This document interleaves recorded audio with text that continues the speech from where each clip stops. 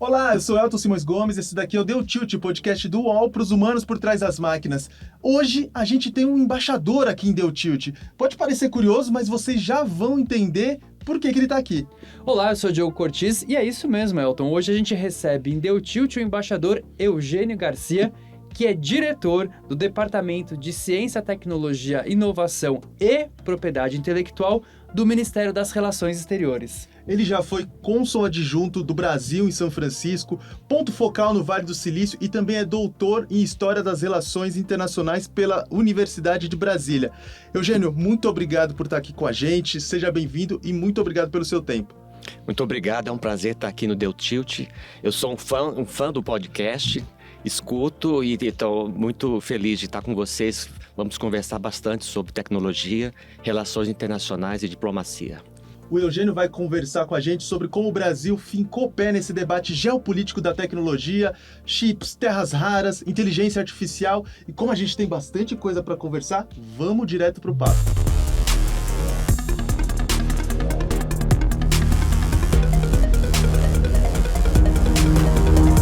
Eugênio, vou tomar a liberdade de te chamar de Eugênio de cara. Por favor.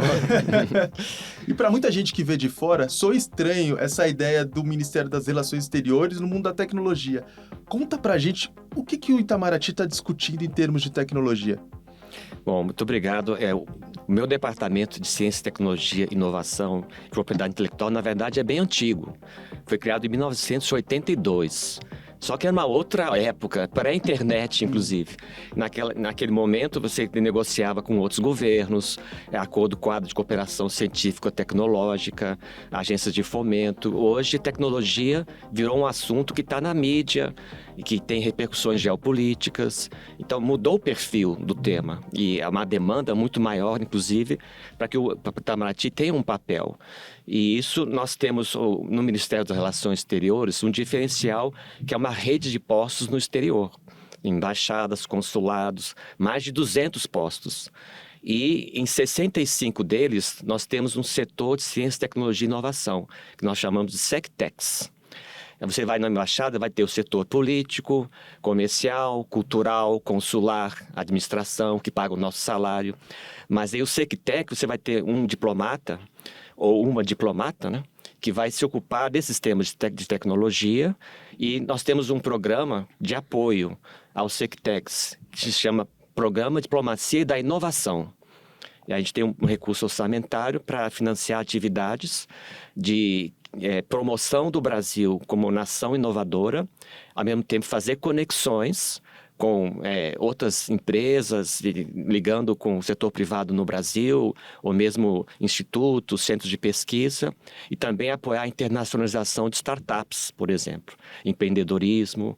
Eu estive no Vale do Silício, né, em São Francisco, e a gente recebia muitas missões e buscava ter esse papel de ponte. Isso só para dar um exemplo, né? E como a diplomacia da inovação cresceu também, inclusive a expectativa de que o Itamaraty tenha um papel sobre essas questões que estão na ordem do dia, né? Nós estamos cada vez mais empenhados de fazer esse tema de ciência e tecnologia uma prioridade da política externa brasileira. Se tem uma pasta que pode discutir tecnologia no mundo, é o Itamaraty, né, Gil? Exato. E aí, Eugênio, tem uma pergunta também que acho que muita gente se faz, e é uma curiosidade pessoal minha. Inclusive, eu e o Eugênio já se encontramos em diversos eventos, né, fora do Brasil. Bastante. E eu vejo sempre o Eugênio falando, agora tem uma reunião bilateral com o país ou tal. E como é que funciona, por exemplo, essa articulação, né, do Itamaraty em algumas pautas de tecnologia com outros ministérios? Então, por exemplo, você vai falar com algum país, né? Ele traz uma demanda, depois você leva isso para outros ministérios também, e às vezes você leva a mensagem de ministérios, por exemplo, pegando o Plano Brasileiro de Inteligência Artificial, que foi feito encabeçado pelo Ministério de Ciência e Tecnologia, mas envolveu outros, né? Então, vocês também levam essa mensagem? Qual que é o papel, assim, do Itamaraty nesse processo? A gente tem que estar permanentemente bem coordenado, né, com os outros órgãos. E vou dar um exemplo prático. Durante a presidência do Brasil do G20, isso foi o ano passado, né? Nós tivemos que fazer muitas consultas na esplanada dos ministérios em Brasília, com outros ministérios que estão também engajados no grande tema da economia digital. E para a gente poder levar a esse agrupamento as posições brasileiras, mas que reflitam posições consensuadas dentro do governo, mas não só em Brasília, também ouvir o setor privado, sociedade civil, academia. Então, isso nos obriga também a estar junto, né, desse ecossistema de inovação e dos vários parques tecnológicos, universidades, que a gente tem que estar junto, ouvindo em consultas permanentes. E aí a gente vai, depois de tudo isso, conseguir chegar nos fóruns internacionais e apresentar. A posição do Brasil é essa. Claro que o Itamaraty não decide isso sozinho, até a própria Casa Civil, na Presidência da República, agora reativou o Comitê Interministerial sobre Transformação Digital, que é o CIT Digital. Uhum. E aí você tem ali toda a coordenação de todos esses ministérios feita pela Casa Civil, e no caso do PBIA, de fato, o MCTI conduz a execução, e agora nós estamos discutindo a implementação do plano, mas com a coordenação da Casa Civil. Então, o Itamaraty, em todos esses momentos, ele busca essa articulação e vai ser o porta-voz disso lá fora. No exterior, a gente vai levar a posição brasileira, mas que ela reflete esse consenso interno e, mesmo em temas controversos, né, a gente vai buscar uma posição comum.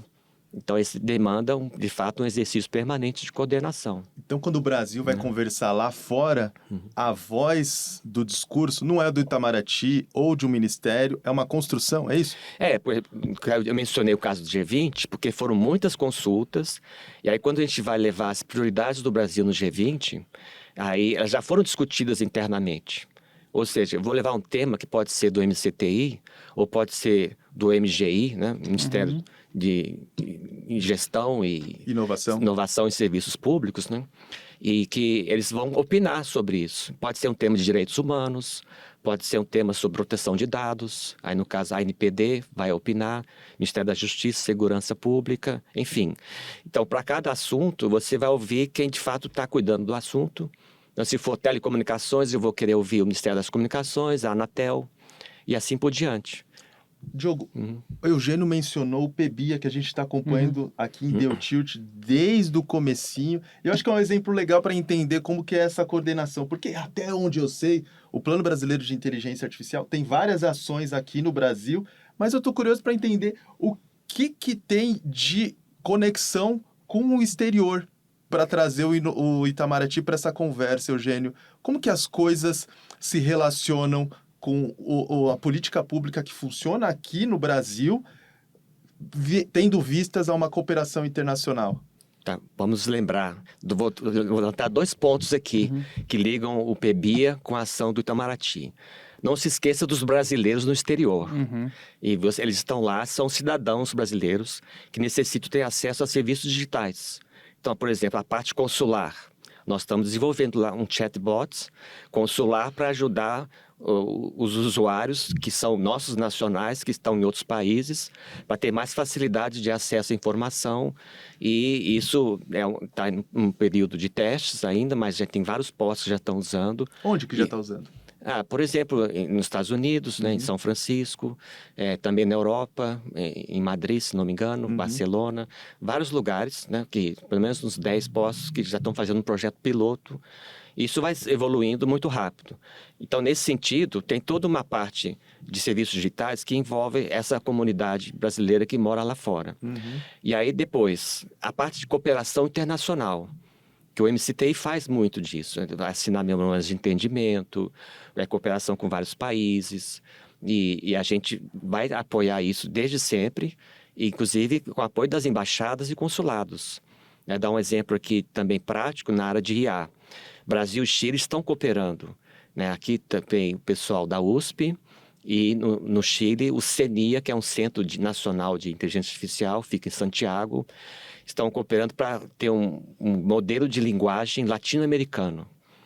E isso é também uma ação que tem o apoio do PBIA e que ela é promovida de forma bilateral entre Brasil e Chile. E a gente está sempre ajudando isso, coordenando e também incentivando, porque, no fundo, quem faz a cooperação são os pesquisadores, né? Mas todo o entorno, né, assim, o próprio memorando de entendimento que levou a essa cooperação ter um lado mais formal foi o MCTI que assinou, E a gente vai ali atuando junto, né? Então, é por isso que essa coordenação sempre é necessária. Então, toda essa dimensão externa que envolve o PBIA, nós estamos juntos nela. Para quem ficou perdido nas siglas, MCTI é Ministério da Ciência, Tecnologia e Inovação. E o PB é o Plano Brasileiro de IA, né? Então, retomando isso. Exatamente. Mas acho que foi boa essa explicação, Eugênio, porque deu para entender um pouco mais, né, dessa dinâmica de trabalho. Porque quando a gente ouve falar de Itamaraty, né, relações exteriores, a gente acha que a diplomacia só fala para fora, mas tem uma articulação interna muito Exatamente, grande. Né? E aí uma questão que também acho que a gente pode aprofundar nesse momento é, a partir do momento que outros países começam a ter interesses específicos, né, sobre alguma temática brasileira. Isso vocês também vão fazendo essa interlocução, né, pensando em atores internacionais, e aí vocês também vão abastecendo esses outros atores nacionais, por exemplo, o Ministério de Ciência e Tecnologia, a própria presidência. Mas como é que funciona essa... Você disse que vocês levam a posições que são mais consensuadas, né? Mas tem algum momento assim que tem muita disputa interna de diferentes ministérios, organismos? Como que funciona essa questão de tentar chegar num consenso, assim? Pode haver, claro, porque às vezes os temas são mais controversos, né? Pode ter ministérios com diferentes opiniões. Então, a gente vai buscar a linguagem necessária para que isso também não se traduza num conflito que a gente vai levar lá para fora, do tipo, quando a gente vai falar em nome do governo, buscar de algo que tenha sido já aprovado e discutido internamente, né? E que possa ser levado de uma forma aceitável para todos. Mas é uma dupla dimensão, porque tanto o lado da coordenação interna, que eu já falei, quando você trazer de fora o que está sendo falado. Por exemplo, vou dar um exemplo das Nações Unidas, né? Porque no ano passado se aprovou o Pacto Digital Global. E ali tem inteligência artificial, porque são vários temas, um deles é IA. E agora foi essa semana que a Assembleia Geral da ONU aprovou uma resolução para criar um painel científico internacional e, ao mesmo tempo, um diálogo global sobre governança da IA. Então, quem participou dessa negociação foi a missão do Brasil junto à ONU em Nova York. Então, diplomatas brasileiros, colegas meus que estiveram lá nas negociações, participando e levando as nossas posições nesse foro. E agora que foi aprovado, a gente volta com esse tema e vai falar para a comunidade científica, os pesquisadores de IA, olha, foi criado um painel científico. E são 40 membros que vão ser escolhidos pela Assembleia Geral da ONU, por indicação do secretário-geral, e seria excelente se houvesse um brasileiro ou uma brasileira entre esses membros, né? Um cientista especialista em IA. Então, já começamos as conversas, né? Ontem mesmo eu estive na USP e isso foi levantado. Então, essa via de mão dupla, que tanto internamente quanto externamente a gente tenta fazer essas pontes. Recentemente eu estava na escola de governança da internet e na mesa em que eu estava discutindo estava o Carlos Afonso Souza, que é um dos pioneiros da internet aqui no Brasil. Ele criou o NUPEF e aí ele estava contando como é que foi a criação do protocolo, do primeiro documento que deu algumas bases da internet aqui no Brasil. E aí ele falou que para mudar uma vírgula, eles ficaram 2 semanas discutindo. E aí você mencionou um tema hoje que é muito controverso, que é governança da inteligência artificial, que é super disputado, discutido entre as empresas. E eu imagino, Diogo, como que não é a discussão entre países, porque cada país tem a sua opinião, cada empresa dos países tem a sua própria opinião, e você mencionou que cada ministério pode ter ideias a respeito dessa governança da internet. E qual que é a posição do Brasil sobre governança da inteligência artificial? Já tem algum consenso ou está caminhando para algum lado? Bom, vou tentar dar uma resposta curta, né? Porque tem 2 dimensões também. Só desse lado interno e externo. Assim, aqui no Brasil, a gente vai discutir não só o PBIA, mas também o projeto de lei de IA que está na Câmara dos Deputados. Então, assim, regulação de IA, como ela será? Isso está em discussão. A sociedade brasileira vai dar uma resposta sobre isso. Então, lá fora você tem os países com diferentes opiniões a respeito. Então, a governança internacional da IA, hoje ela é muito fragmentada ou inexistente, porque você não tem um consenso global. E a conjuntura é muito, vamos dizer assim, desafiadora, a um ponto que cada vez mais tem dificuldade de chegar a esse consenso entre os países. Então, é muito difícil, de fato, mas qual o lugar onde você vai ter essa discussão? Nós entendemos que o melhor foro seria as Nações Unidas, porque lá estão todos os países representados, inclusive países de desenvolvimento, do chamado Sul Global, porque não adianta ter uma organização de números restritos de membros ou agrupamentos como o G7, que são poucos países, para decidir coisas que interessam a todos. Nós temos que garantir que haja representação adequada de todos os países, um foro legítimo, representativo. Então, acreditamos, apesar das dificuldades, né, do próprio sistema ONU, né, que tem sido, inclusive, atacado, né, o sistema multilateral, é um local onde você pode ter essa negociação, embora na conjuntura de hoje seja muito difícil. Então, você vai construindo isso aos poucos, né? E o Brasil vai levar nossas posições, que eu posso comentar também quais são, né? Quais são? Então, hoje, há um processo de ataque ao multilateralismo que precisa reverter isso e sair em defesa da ONU. Então, esse é um ponto. Outro é soberania digital, que é um tema que a gente pode conversar também, porque não há uma definição clara sobre o que é soberania digital, a gente pode entrar num debate acadêmico, mas eu também posso ter minha opinião a respeito. Então, eu diria que soberania digital é o direito à autodeterminação de cada país de poder desenvolver, regular e controlar o seu próprio destino digital. Então, esse é um ponto que está em muita evidência hoje em dia, né? Faz parte da nossa visão. Então, e que a IA deve ser para o desenvolvimento, que deve ajudar a reduzir desigualdades, brechas digitais, assimetrias, que isso é uma prioridade para países de desenvolvimento como o Brasil. Claro, tem toda a questão ética, né, de transparência, prestação de contas, respeito aos direitos humanos, combate ao viés e à discriminação nos algoritmos. Tudo isso, de fato, já está incorporado na nossa visão e é algo que também na sociedade brasileira se discute bastante, né? Mas tem um lado do internacional que é muito importante, que como a tecnologia se tornou um tema político, existe o risco de securitização dos temas, que você vai colocar tema de segurança nacional nos assuntos de tecnologia. Exemplo, se a venda de chips, né, sofisticados de IA é um assunto de segurança nacional e você cria restrições, por exemplo, controle de exportações, significa que está dificultando o acesso a essa tecnologia para outros países. Então, nossa posição é no sentido de não criem barreiras, né, que o acesso seja mais facilitado aos países em desenvolvimento, que haja abertura e transparência e difusão da tecnologia, não o contrário. Restrição e cada vez mais dificuldades. Então, se um país quer comprar chips, né, não importa de que empresa, mas você não pode comprar porque tem uma cota, ou isso aqui é restrito a alguns países que são aliados, aí você vai criando dificuldades. Isso não contribui para o desenvolvimento desses países, já que a IA interessa a todos e é fundamental no mundo moderno.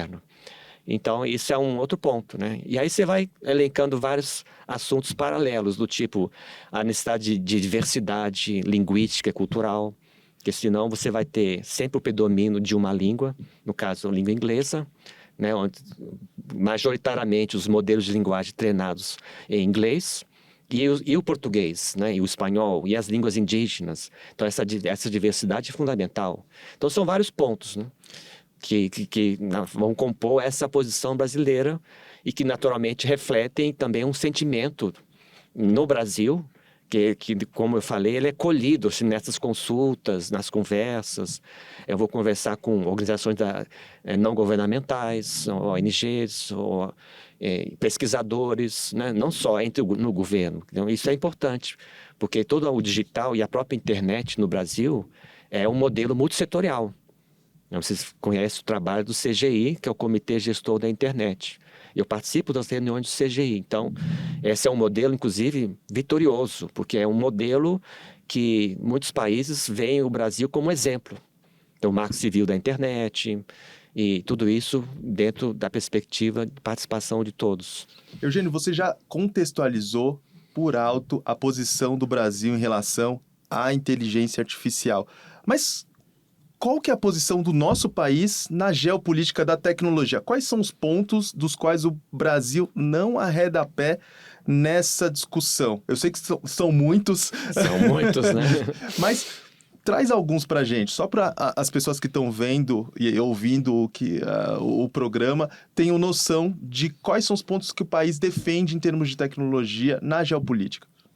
Bom, nós temos acompanhado, vocês veem aí pela mídia, nossos ouvintes também, existe praticamente uma guerra fria tecnológica, né? Uma disputa por supremacia global, sobretudo Estados Unidos e China, e é uma competição econômica, mas com fundo tecnológico. A tecnologia que vai definir no futuro, né, a liderança que eles buscam, né? Quem será, vamos dizer, o número um, né? Uma questão que pode ser importante, mas é você pensar, do ponto de vista brasileiro ou de país de desenvolvimento, quais são as nossas prioridades? Esse é o ponto. Então, o Brasil não tem que escolher um lado ou outro, tem que escolher o lado do Brasil. E os países de desenvolvimento vão querer, assim, o que eu quero fazer agora é desenvolver o meu próprio país, alcançar um desenvolvimento científico e tecnológico, né? Se vai ser, né, a supremacia de um ou de outro, talvez não seja a minha prioridade. Então, como eu tinha falado de soberania digital, isso agora, hoje, está muito em voga, mas a gente já há anos pensa sobre isso, né? Porque nós não estamos falando aqui de uma autarquia, de um soberanismo, de buscar autossuficiência em tudo, porque isso já não se coloca. Se foi pensado décadas atrás, hoje a economia digital global está totalmente interconectada. As cadeias de produção globais e, no fundo, é como é que você se situa nisso e cria alternativas e diversificação de parceiros para fortalecer suas capacidades nacionais em determinados assuntos, inclusive na parte tecnológica, que é fundamental. Então, por exemplo, o ideal é você ter parcerias de longo prazo. Nós temos aí com a Suécia os caças Gripen, né? Que você teve um acordo de transferência de tecnologia, inclusive os novos caças estão sendo produzidos no Brasil, na Embraer, na fábrica de Gavião Peixoto, aqui no estado de São Paulo. Então, um exemplo bem sucedido de uma parceria internacional numa área estratégica, que falamos de forças armadas, né, de poder aéreo. E com isso você vai também elencando outros setores, né? Satélites, terras raras, né? E até a questão do GPS, né? Que nós não temos um sistema parecido, que o GPS é norte-americano. Há outros, né? Por exemplo, Galileu, na União Europeia, o Beidou, da China, temos o GLONASS. GLONASS, né? Da Rússia. Da Rússia, né? E outros também mais localizados, que são da Índia, Japão, Coreia. E agora, então, o Brasil vai começar a fazer estudos para tentar ver se nós podemos ter um GPS brasileiro, que tem até o nome já, que é o PNT. Né, de posicionamento, navegação e tempo. Mas isso está em fase de estudos, né? Então a gente vai tendo que consertar o carro andando e acelerar o carro, porque a gente está numa corrida, né? Uma corrida, né? Então, você vê, agora tem vários temas que estão sendo muito falados em função da transição energética e da centralidade das questões de tecnologia. Então, está sendo preparada uma política nacional de data centers, isso, inclusive, já foi abordado aqui no Deu Tilt, mas também uma política nacional de minerais críticos, Ministério de Minas e Energia, e uma política nacional de cabos submarinos. Também o Ministério das Comunicações está desenvolvendo isso, porque são todos temas que, anos atrás, a gente levava de uma forma, assim, como se fosse comum e não exigisse uma articulação maior, um pensamento estratégico. Como esses temas agora a gente despertou para a importância da infraestrutura digital, nós temos que ter políticas coerentes em cada área. E aí, por isso, você vai se envolvendo. E no caso do Itamaraty, é justamente participando disso e vendo como é que se conecta com essas parcerias lá fora. Se vai falar de cabos submarinos, então temos quantos que unem o Brasil e a Europa? Apenas um. A maioria vai ligar Brasil com os Estados Unidos e América do Norte. Com a Europa só temos um cabo, que é o Ela Link, que fica em Fortaleza. Sim. Então, você pensa, e é um tema de questão de estratégia e também, se houver algum problema, é uma vulnerabilidade, né? Então, nós temos que reduzir as vulnerabilidades nacionais produzindo essas alternativas e discutindo com outros países também, porque sempre buscando parceiros para fazer, quando os projetos são mais ambiciosos, às vezes é difícil fazer sozinho, né? Sim, e falando em parceria estratégica e uma grande parceria estratégica, tem aí os BRICS. O que o Brasil ganha com essa parceria com os BRICS quando a gente fala de desenvolvimento tecnológico? Bom, estava justamente falando de cabos submarinos, né?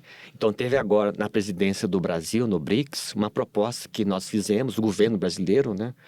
De ter um cabo submarino intercontinental do sul global, né? Que sairia do Brasil, poderia ser São Paulo, outra cidade, passando pela África, Oriente Médio, Índia, né? Sul da Ásia, chegar até a China. Claro, um projeto grandioso, né? Mas você criaria uma alternativa, que esse cabo hoje não existe. Cara, e vai demorar a ser construído ou instalado. Então, a proposta era, vamos fazer estudos de viabilidade, para ver se isso é possível e quais são os países interessados em financiar esse mega projeto. Mas aí você tenta fortalecer a autonomia do BRICS e dos países envolvidos, né? E criando essas alternativas. Outro exemplo, também na parte, tinha um grupo de trabalho do BRICS que falava de computação de alto desempenho. Então, nós propusemos, o governo brasileiro, criar um BRICS Cloud. BRICS Cloud. BRICS Cloud, uma nuvem do BRICS. Que é conectar o Santos Dumont aqui no Rio de Janeiro ao Santos Dumont lá da China. Há vários supercomputadores em diversos países do BRICS, né, mas que não estão conectados. E você poderia pensar, bom, algumas empresas oferecem serviços de nuvem, né, mas entre os BRICS existe essa alternativa. Por que não podemos ter a nossa própria nuvem, né, dos países do BRICS? Mas também isso foi uma proposta, porque tem que ser discutida, tem os detalhes, né, para serem, de fato, analisados e, tecnicamente, como é que você constrói uma rede, uma nuvem coletiva, né, dos países do BRICS. Não será fácil, mas você começa a pensar que tem potencial. E, ainda no BRICS, nós tivemos, desde o início, a ideia de colocar IA como um dos pontos centrais, uma prioridade mesmo. E aí fizemos uma força-tarefa para negociar uma declaração do BRICS, que foi aprovada agora durante a cúpula no Rio de Janeiro, foi em julho, e eu mesmo estive envolvido nessa negociação, de novo, né? Meses negociando com todos os membros do BRICS, parágrafo por parágrafo. E hoje, então, a declaração foi aprovada e está disponível, quem quiser depois pesquisar na internet. Declaração dos líderes do BRICS sobre governança global da IA. E ali você tem, lembra dos pontos que eu falei?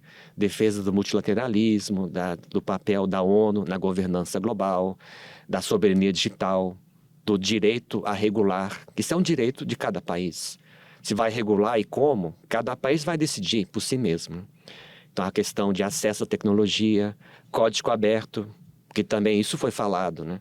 Que é melhor você ter opções, sistemas open source, né? Porque código aberto facilita a difusão da tecnologia. E por aí vai, né? A diversidade linguística e cultural, que eu já mencionei. Então, praticamente todos os temas que o Brasil via como importantes, nós submetemos aos outros membros, aí fomos negociar ponto por ponto. Mas, de fato, o resultado, aí já não é mais o Brasil falando sozinho, mas o BRICS como um todo. Aí isso cria dá um peso maior, né? Eugênio, e eu até li essa declaração, achei muito boa, então parabéns aí pelo trabalho. Obrigado. Que conduziu, acho que a importância... Com o elogio do Diogo, então já posso ir para casa feliz.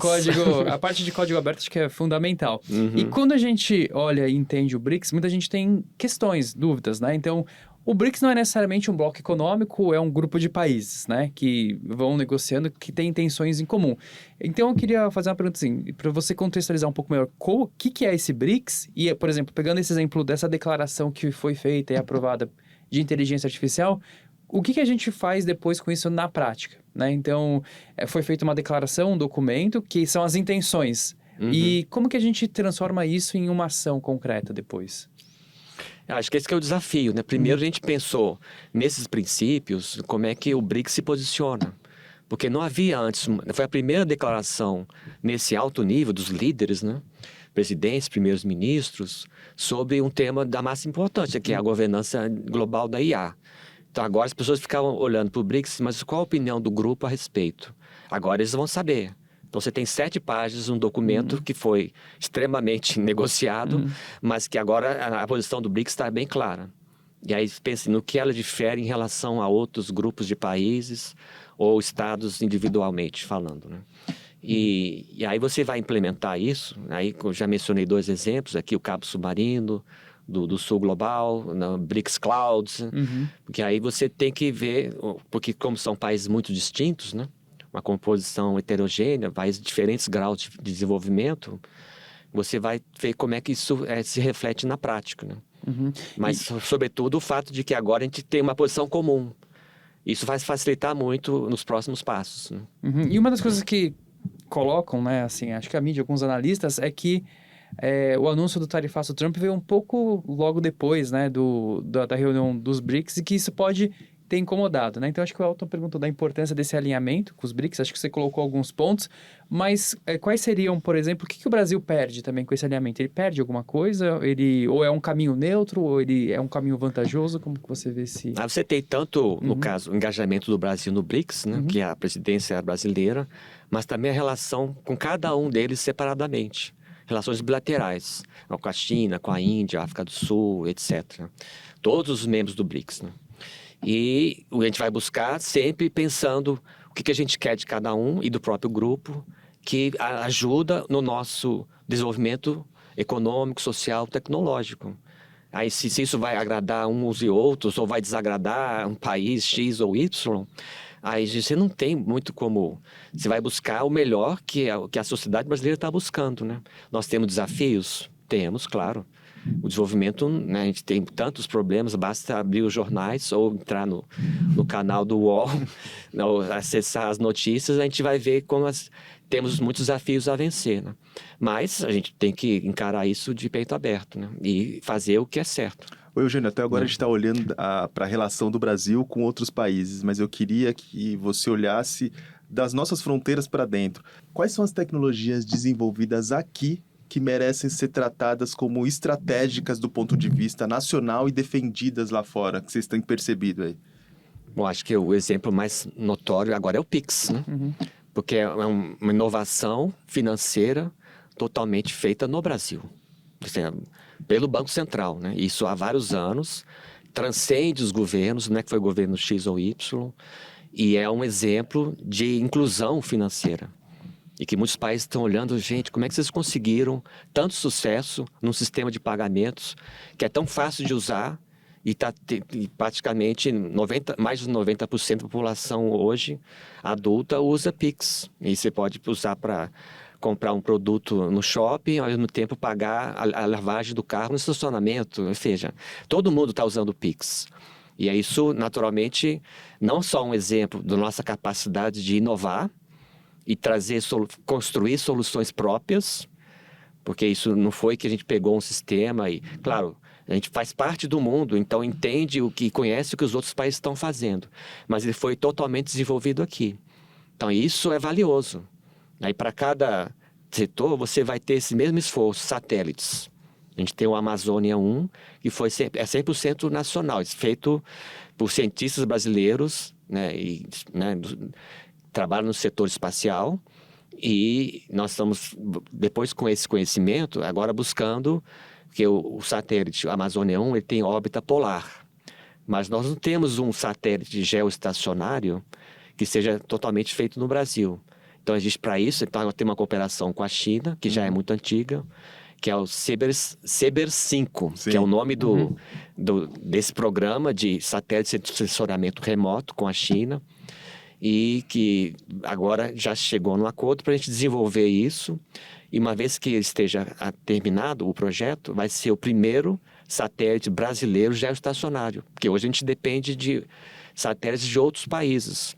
Então, você vai pouco a pouco construindo essas alternativas e que melhor que sejam feitas no Brasil, porque a gente vai ter mais domínio sobre elas, domínio da tecnologia, o conhecimento, e isso nos fortalece. Eugênio, se a gente olhar para o mundo e pensar nele como se fosse um tabuleiro de War, eu sei que é simplificar bastante as coisas, mas essa imagem visual às vezes ajuda as pessoas a desenhar as coisas na cabeça. Mas se a gente olhar para o mundo como se fosse um tabuleiro do War, quem é quem no mundo da tecnologia? Quem é que está dando as cartas de verdade?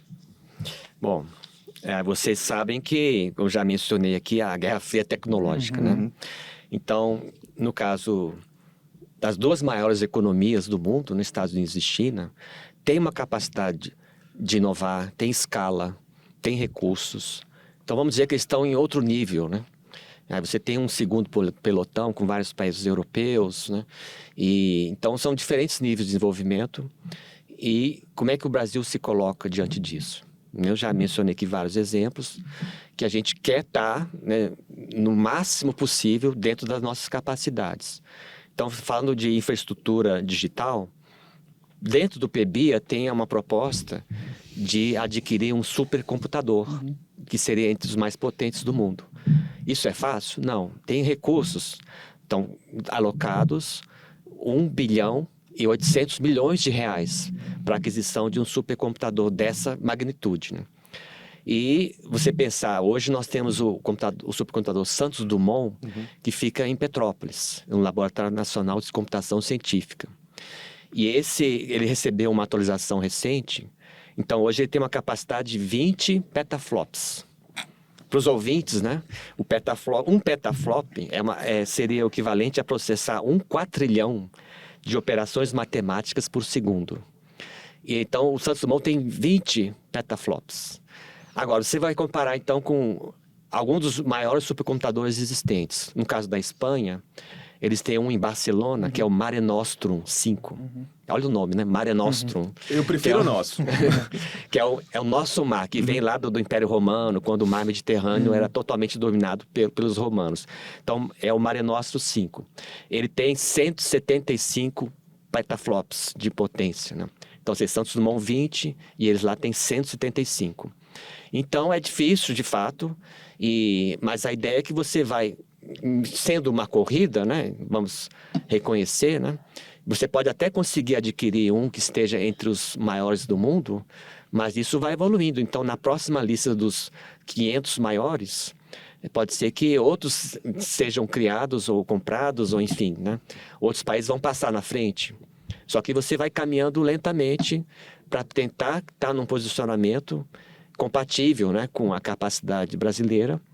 E isso não é só o governo que está buscando, porque nós estamos falando do caso de computação científica, né, que tem apoio do MCTI em Petrópolis, mas também empresas, a Petrobras, né, tem supercomputadores, tem o Pegasus, tem outros, né, universidades, a própria USP, né, está adquirindo agora também uma máquina nova, super potente para treinar IA, que eles, inclusive, estão comprando da NVIDIA, que é uma das grandes fabricantes da série Blackwell B200. São GPUs de última geração. Então, é o melhor produto que a NVIDIA tem hoje para treinar IA. E isso a USP está adquirindo para uso, né, da universidade, e a entrega prevista agora até final de outubro.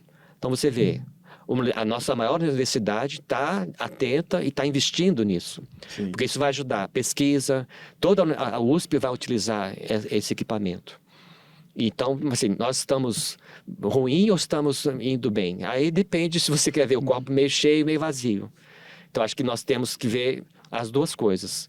Não estamos ainda no nível que gostaríamos, mas vamos, então, dobrar a aposta e seguir fazendo e insistindo, e não vamos, né, simplesmente...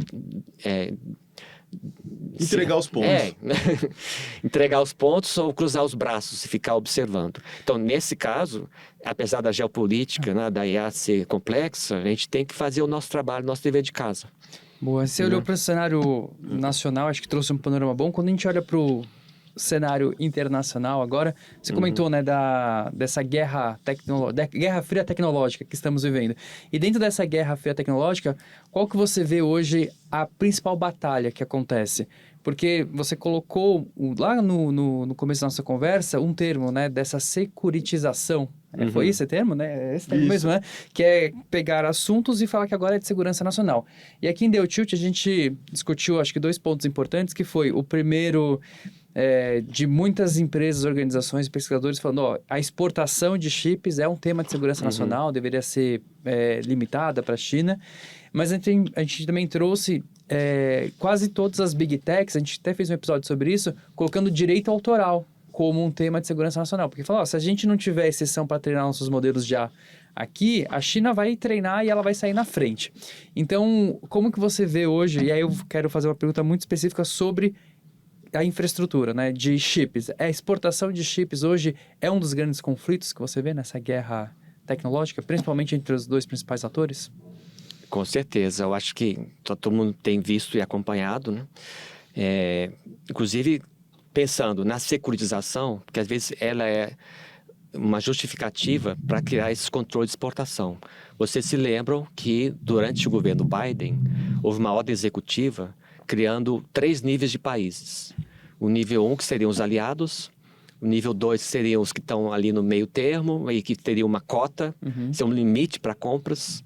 E o terceiro nível, que seriam países que inimigos ou que representam um problema de segurança para os Estados Unidos na avaliação deles. Aí, para eles, seria bloqueado o acesso à venda de chips sofisticados de IA.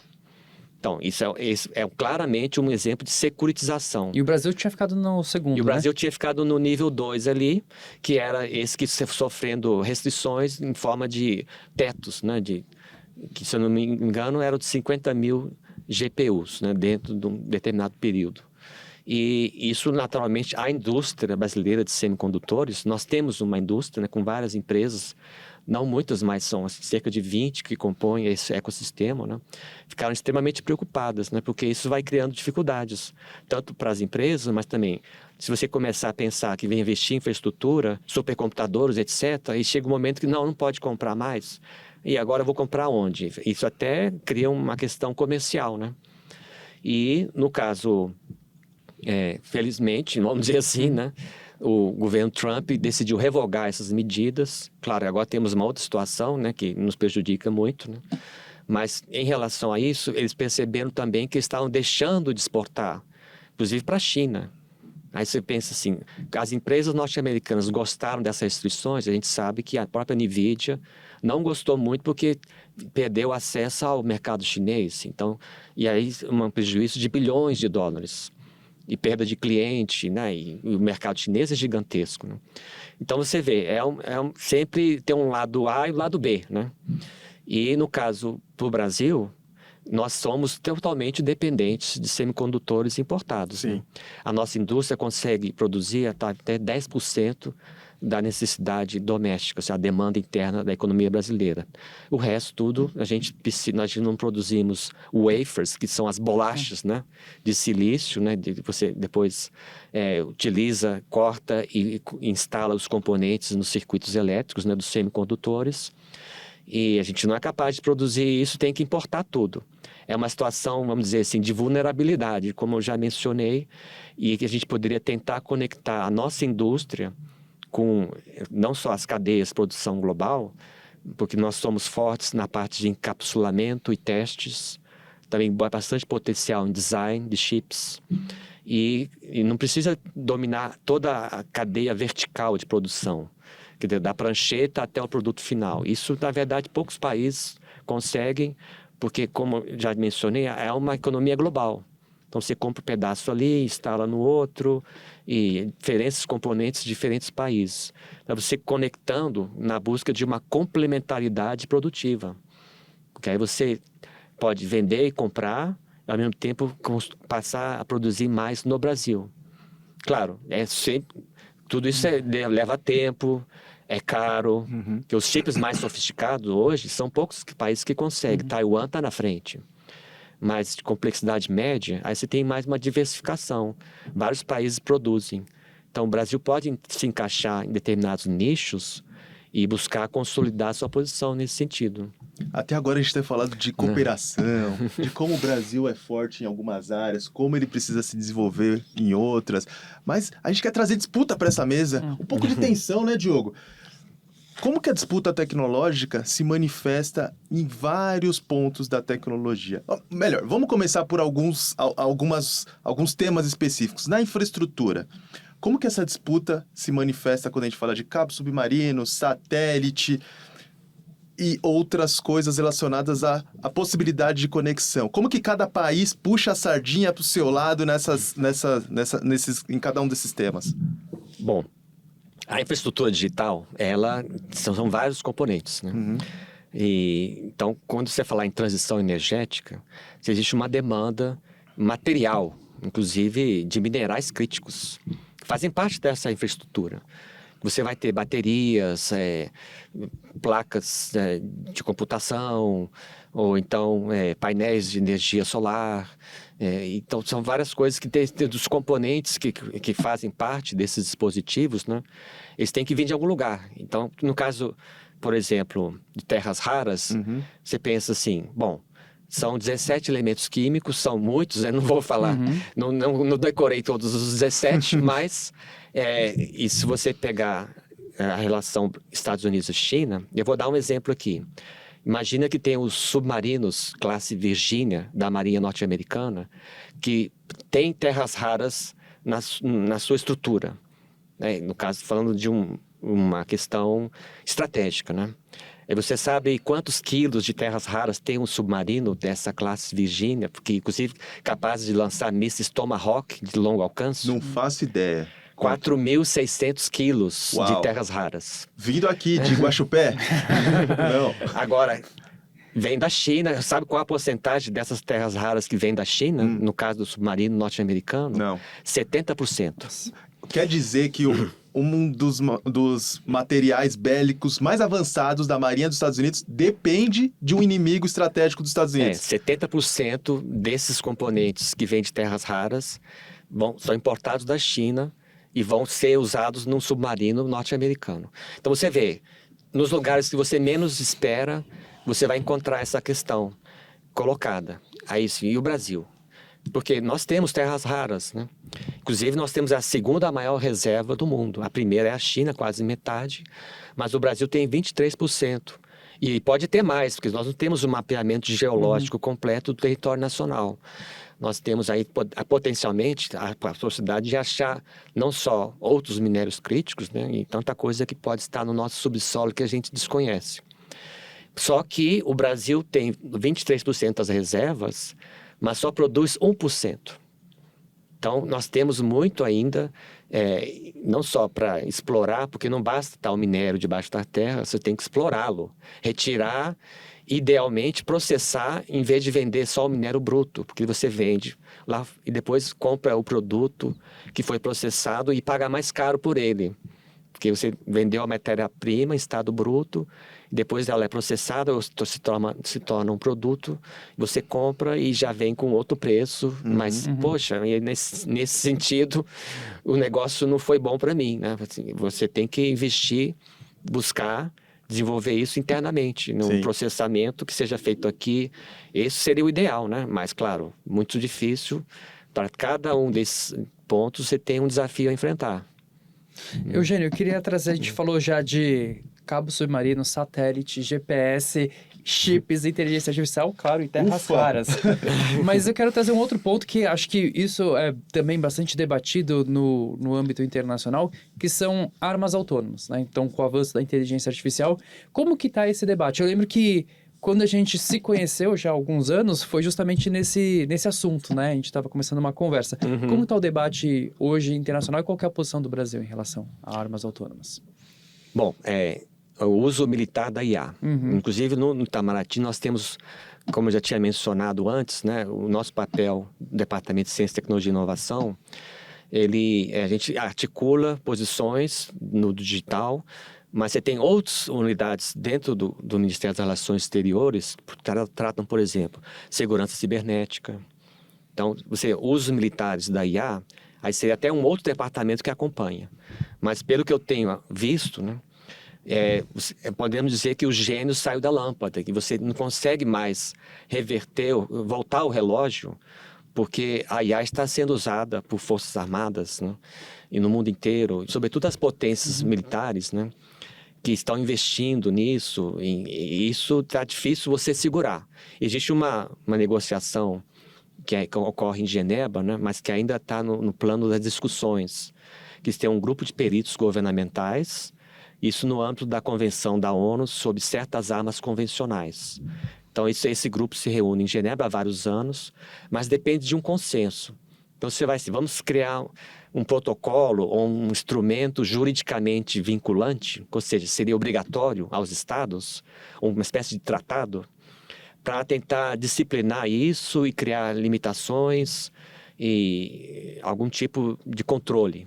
Porque se você não controlar, em última análise, você pode perder esse controle do uso da força. Porque é um assunto extremamente sensível, né? Quando a gente estava fazendo esse roteiro, a gente até brincou, né? Eu e o Elton falando assim, será que em um futuro próximo, na verdade, não vai ser mais o Eugênio indo para a ONU, mas sim uma inteligência artificial do próprio Brasil, né? O que vocês estão pensando da IA na diplomacia? Como que ela pode auxiliar nesse processo? O que ela pode mudar na diplomacia em si? Olha, antes você pergunta se os diplomatas vão perder o emprego, né?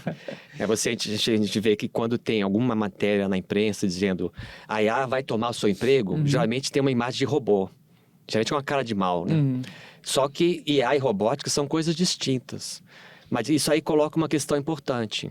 Você pensar bem, é mais fácil substituir um funcionário público de administração de um escritório do que um garçom. Porque o garçom ele tem que passar no meio das mesas, pegar pedido, entregar comida. Então, ele tem que ter um robô capaz de fazer isso. Então, vê que a robótica está muito atrás ainda dos sistemas de IA, de software puro, né? E o que acontece? Quando você pensar em máquinas substituindo a força dos músculos, isso aí é a primeira revolução industrial. Quando a gente deixou de usar cavalos para começar a usar carros, caminhões. E agora nós estamos falando na revolução da IA, ela toca os processos cognitivos. Então, é o nosso cérebro biológico, que nós estamos em competição com as máquinas, não sei, o Del Tilt está aqui para isso, para ajudar a entender, né? Mas são atividades intelectuais que a IA começa a também ter um papel nisso. E aí a ironia é que a promessa era que a gente poderia automatizar tarefas chatas, repetitivas e ter mais tempo para lazer e fazer coisas criativas. Mas nós resolvemos automatizar primeiro a poesia, a música, o cinema, artes visuais, mas continuamos trocando encanamento em casa, né? Então você vê. Agora, voltando à diplomacia, nós estamos falando de relações entre grupos humanos, não relações entre homens e máquinas. Então, desde a pré-história, você vai ter isso. Hoje nós estamos falando de países, mas já foram impérios, cidades-estado, ou até grupos pré-históricos. Então, você vai ter que ter agentes políticos, que a diplomacia é uma questão política. E a IA não pode resolver a política por nós. Então, sempre vai ser uma relação entre humanos. Por isso que eu acho que, pelo menos por enquanto, o nosso emprego está garantido. Eugênio, eu agradeço muito pela aula na geopolítica da tecnologia. A gente falou sobre cabos submarinos, chip, terra rara, satélite, o Pix. Agradeço pelo seu tempo e por você ter feito todo esse sobrevoo pelo Brasil e pelo que a gente tem para vender para o resto do mundo e pela cooperação que a gente faz com outros países que estão interessados em conversar também.